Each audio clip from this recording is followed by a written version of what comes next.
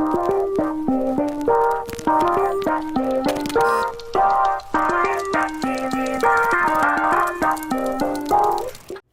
pink rabbits, welcome to today's video. My name is Annabelle Birchcastle, and today I am super excited because I'm starting a new series on the channel that I have been so hyped to release. I actually drew these designs all the way back in June of 2025, so this video has been, it's been simmering in the pot for a little bit, and I'm so excited to share it with you guys. Basically, what I'm going to be doing is I'm going to be redesigning Star Stable characters. So in this one, I'm going to focus on the Soul Riders. Then in the next one, we're going to talk about the Dark Riders. And then after that, I'll do whatever other NPCs that you guys want me to. I definitely know Avalon's going to be one of the first ones. Now, there's a few things I want to note before we start. First off, I really actually like the new Soul Riders. Y'all done? Okay, so listen, I actually fully understand why people prefer the old ones because, well, one, nostalgia, and two, because, well, I miss the Y2K style. It's like my favorite fashion style, so I can totally understand why you guys miss them. Objectively, they do look better. Their animation is so much more incredible, and they just look way less outdated within the game, regardless of how you like how they look or not. So this video is not hatred towards any of the people who worked on them. I think they did a great job, and they look better for the game as it is now. My overall goal with this is to basically take what I like, but also both crowds of people, those who like the old ones better and those who like the new ones better. So, with all of that said, let's actually get into it. Let's go! I strike in the name of justice. I am Alex Cloudmill, and I am a Soul Rider. In my mind, Alex Cloudmill is like the first one you gotta introduce because I'm pretty sure she's the first one we meet. Maybe not in the new version of the lore, but my mind stopped counting any of the lore past 5 years ago, really. Anyways, so for Alex, I really love everything they did about her in the new version, which is why she pretty much resembles the new version with just a few tiny changes, but with her story and background, I didn't change a thing. I think she is so well written, and I love her personality so much. She grew up in a more unfortunate family situation, which is a great contrast between her and Anne's relationship, since Anne had everything and she had nothing, and this line that she says in her introduction video has replayed in my head since the day this video was uploaded. Doesn't matter what's true. You can only hear them say you're trash so many times before you start to believe it. It's so strange because I remember when this video came out, I just thought that was such a hardcore line, like I just thought they cooked with that, but then the older I got, the more I actually understood what Alex was saying and almost related to it in a way. It's crazy how you can grow up and actually learn something from stuff you watched when you were younger. Anyways, so as for her design, I pretty much kept her the same as the current version we have, just adding a few accessories because I'm obsessed with accessories, and otherwise keeping her pretty true to her newer version. So there's nothing really wrong with the hoodie. I just felt like if you're riding a horse, it's gonna get kind of hot, and it would make more sense if she had looser clothing underneath the jacket. A hoodie and a jacket layered on top of each other, I imagine that would get a little suffocating and overheating at times. I gave her these pins on her jacket. I'm not 100% sure how to feel about them, and I also changed her shoe color to the old color of her pants, and I felt like what made sense for her character is that she would pretty much wear anything that she could afford and what was comfortable. She's the type of gal to say comfort over fashion, so even if she could afford better clothes, I think she probably would still dress like this. She just cares about how comfortable stuff is, not really about what it looks like fashion-wise. And I kept her hair the same, I kept pretty much everything the same otherwise. I just love her new design, and I think it does her justice for the type of situation she grew up in. Now, before we move on, there's one last thing that I wanted to add to this redesign series to set it apart from other redesign videos. Now, Star Stable has some great cutscenes, some of the best ones I've seen in a lot of games. However, there's one thing that I feel like takes you out of it, and it's that there's just no voices. It's just them going, hup, hup, hup. I feel like they could really benefit from having voice acting in their cutscenes. And I don't mean every bit of dialogue. I'm talking a more Breath of the Wild type format where it's just cutscenes where they have voice acting. Otherwise, we can just have their usual bleeps and bloops.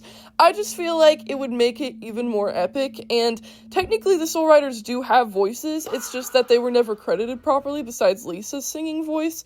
And I literally spent like 5 years trying to figure out who voiced them, and I can't find it anywhere. So I decided a fun aspect to the redesign videos would be to choose voices for each of the characters. So for Alex, I chose Ashley Birch. Don't give me the guilty face. At least pretend you're glad to see me. He's just another Arcadia asshole. Your friend really took a beat down for you.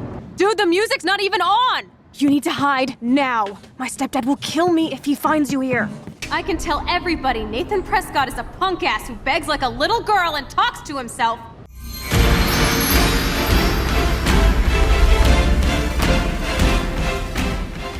Alright, next up is Linda Chanda. Now, for Linda, I really do prefer her newer version pretty much all around. I feel like in the old games, although she had a cute style, she pretty much had the same body type as everybody else, and her only personality was being the smart one. So I'm really happy that they gave her still nerdy traits, but that's not the only thing that she's good at. I love their emphasis on her powers now, and I also love that they included the Knights of Unistria shirts, so I totally kept that. I love any hints to any, like, in-game universes that we have. Anyways, so for her redesign, I wanted to keep her relatively the same, but just change a few things that I didn't like, or I just wanted to add my own touch into. First of all, I changed her tights into socks. This is really a self-indulgent thing. I just love drawing knee-high socks. It doesn't even matter if she has tights or not. I think the tights are cute as well, but I just wanted to add these socks because why not? I thought they were cute.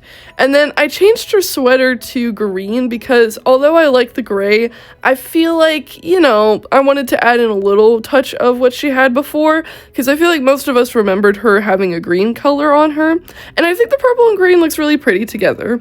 I also changed the color of her glasses to green, which looking at it now, I don't know if it's too, like, how do I put this, whimsical, but then again, this is Star Stable, so of course it is. I also moved her clips to be forward in the front because I forgot she even had clips, which, again, it's more realistic if they're farther back because she's just using it to keep her hair back, but for looks-wise, I just wanted to try to see what it would look like if she just had these clips up front. I also kept her hair the same, however, I gave her bangs back because for some reason in media, when people redesign characters, they often get rid of their bangs, and I don't know what that is.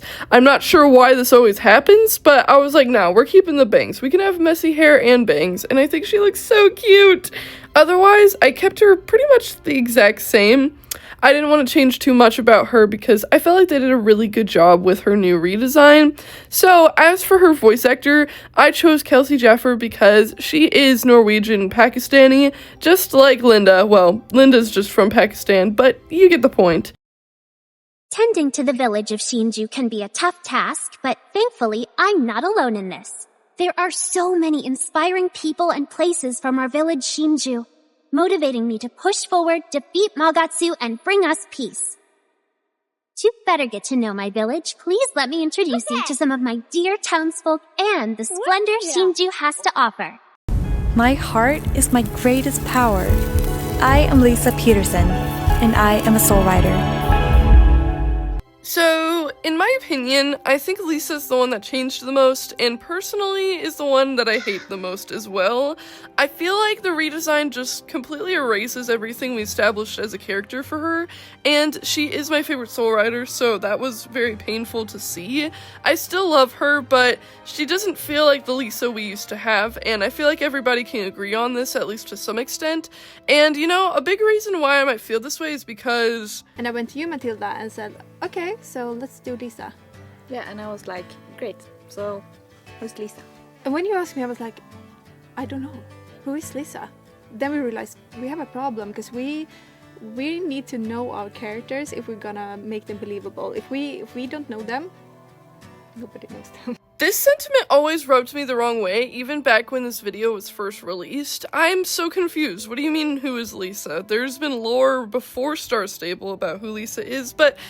Anyways, so for Lisa, my main goal was to make her look way more alternative again because, well, we don't have a lot of alternative representation in any media, period, but especially not Star Stable. We used to have more edgy characters, but they've slowly just changed them more and more, and Lisa is proof of that. However, I do like the new lore that they gave Lisa. I think her mom dying from a riding accident and all that stuff is very good, and I think the thought of her growing up in Texas and then and moving all the way to Jorvik as a big change is very relatable, which is kind of the reason why I always loved Lisa the most, because I moved around a lot as a kid, and overall I think all of the lore that they changed is good, but I would still find a way to incorporate the old stuff that they established too, like the Flaming Quartet and all of that stuff, which is why I made her shirt say that, a little reference, you know, which for a second I thought that the Flaming Quartet was referenced in Star Stable, but no, it's the string quartet, I suppose, but I missed the actual Flaming Quartet. As you can see, she still has some cowboy elements with her boots, jacket, and bandana. This is because I believe that there's still a part of her that loves the country flair, but that isn't really all there is to her. She wears that jacket as it's her mom's, however, she only usually ties it around her waist. But when she goes to Starshine Ranch, she almost acts like a whole other person putting it on fully. And it's sadly because she wants to appeal to her dad. Her dad isn't a bad guy by any means, but he is a Texas man, and well, a majority of Texas men do not appreciate a liberal with piercings, if you get what I mean. So I like to imagine that when she visits Starshine Ranch, she tries to hide her piercings and puts on this persona of her mom out of fear her father won't accept her. And maybe there could be a quest where we help Lisa come out of her shell with her father more. And as for her songs, I actually love all of them. I haven't listened to her more recent ones, but her first few songs, oh my god, I used to cry to those all the time. I was an angsty teen who got sad whenever my friends would move to other servers, and those songs got me through it. So I think she would release country music publicly, however, write some edgy, more rock-leaning songs in her private time. As you can see, I put a lot of thought into Lisa specifically because she is my favorite Soul Rider, and I feel like we've built so much good lore around her, and her being alternative can help with not only design stuff, but also lore stuff, and one day after I redesign everybody, maybe I'll rewrite the lore too, just for fun, who knows. And as for her voice actor, I wanted to choose someone that had Mexican heritage since, well, Lisa does too. You were just going to spray and pray? Where's your sense of style? You made the mistake of taking what I wanted. You had me in your sights and you couldn't close the deal. Typical. Ugh, you got blood on my shoes. You drive a hard bargain.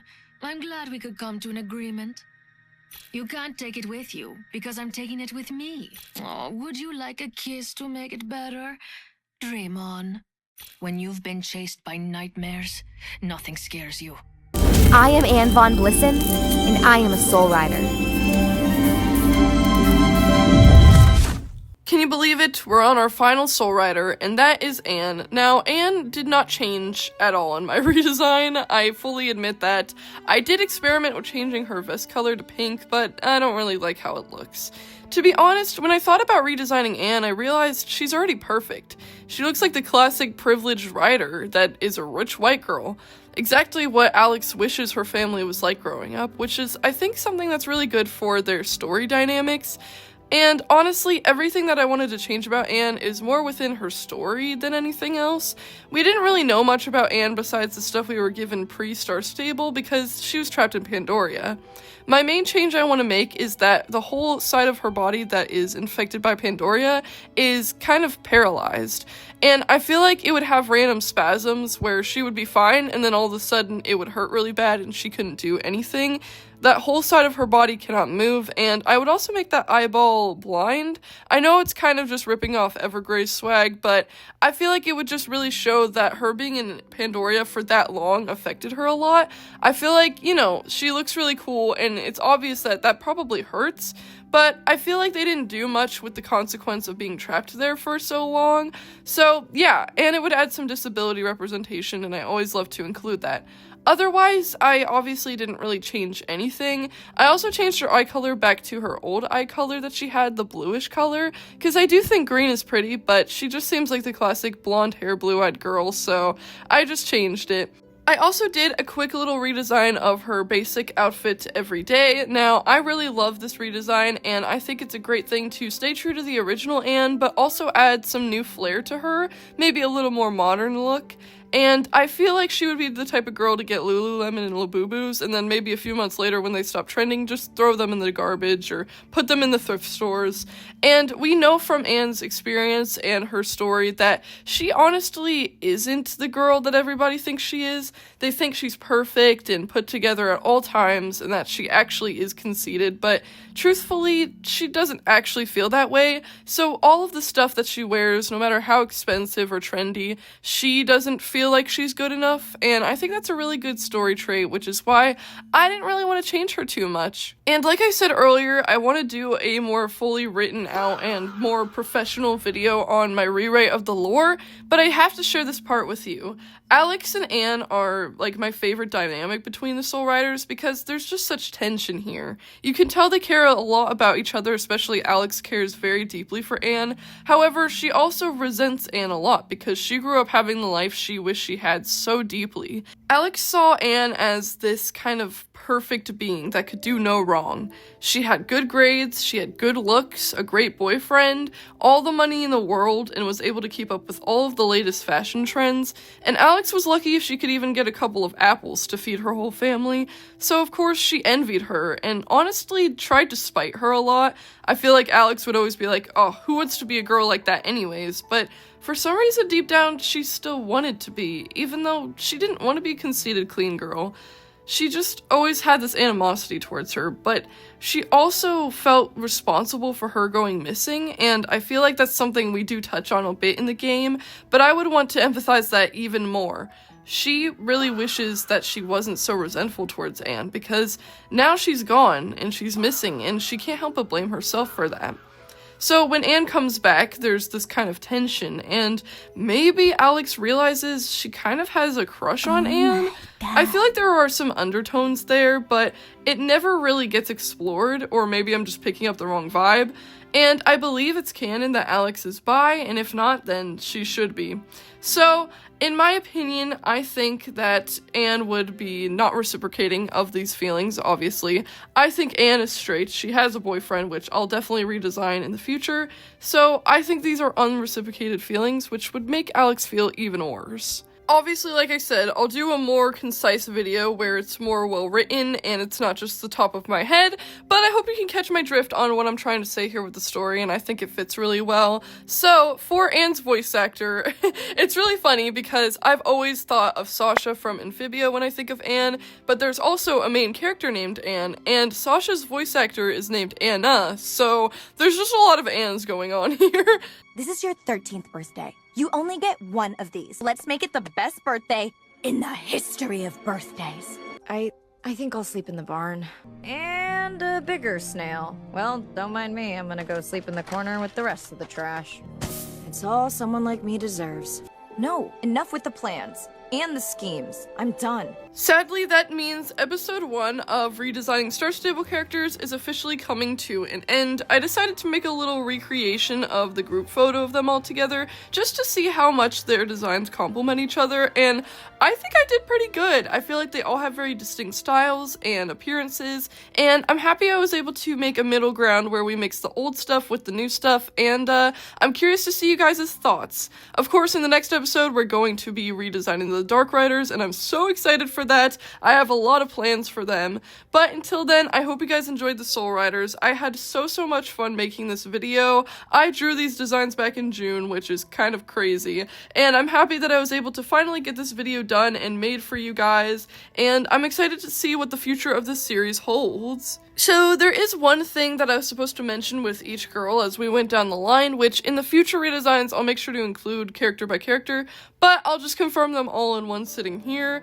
I made up sexualities for each of the girls, and honestly, these are ones that I've just always seen them as. I could have sworn these were canon at some point, but I can't really find any information, so here are my sexualities for each of the Soul Riders. I think Alex is confirmed to be bi since she has a crush on Maya, and in my story also Anne, and she also had a big crush on Justin Moreland for a little bit in the lore, so she's definitely bi, she's a bicon. Anne is definitely straight. I mean, I'm sure she's questioned her sexuality for a bit, and for a long time I actually kind of considered her a lesbian, until I remembered she has a canon boyfriend, and honestly, with her upbringing, it makes the most sense that she's straight. And then Lisa, I made her a lesbian. Now, you might be questioning why I chose this, but there's a lot of evidence to back this up, especially because in most of the games, even in Starshine Legacy, she talks about how she's not really interested in dating, and when she is, it seems like she's always against the idea of a man. And I mean, come on, just look at her. I feel like she's a lesbian. And then I made Linda asexual. I don't know why. I just have always seen her as asexual. There's not really a reason for it other than the fact she's never had a love interest. And just because, I don't know, I just get that vibe from her. I don't really know how to describe it. So be sure to let me know what you guys think of my headcanons and my redesigns in the comments below, and stay tuned for the next episodes of the Redesign series. I'm so excited to start this up, and I will see you guys in the next video. Rabbits out!